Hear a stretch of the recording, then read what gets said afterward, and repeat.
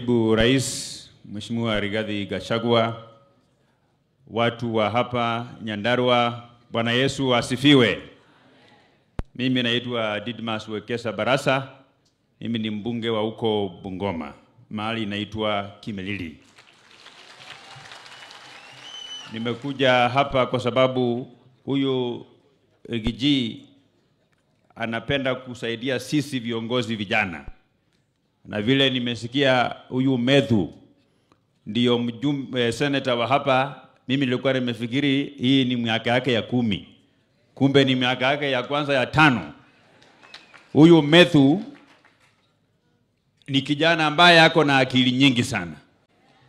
Ukichukua hii akili ya Methu, kama kungekuwa ati daktari iko daktari anaweza toa kichwa ya mtu apatie mwingine atembee naye, alafu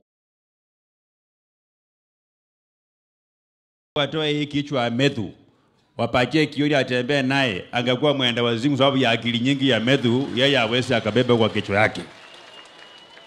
Unajua ule Jeremiah Kioni nimeona juzi amevaa sufuria huko town.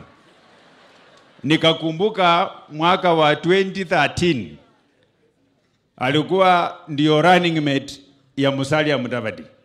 Wakati kura ilihesabiwa hapa Ndaragwa, Musalia Mudavadi alipata kura 0. Nikashindwa kwani hata huyu Kioni hakupigia Musalia. Sasa vile nimeona yeye amevaa sufuria kwa kichwa na ametembea na wale watu ambao kuna wakati mwingine nilikuwa huko nafanya campaign huko Bungoma. Nikasikia yule rafiki yake yule mzee yule amekuja hapa Nyandarua. Nikasikia anatangaza mpira. Akasema anachukua Martha Karua, anajenga Rigathi Gachagua, ati Gachagua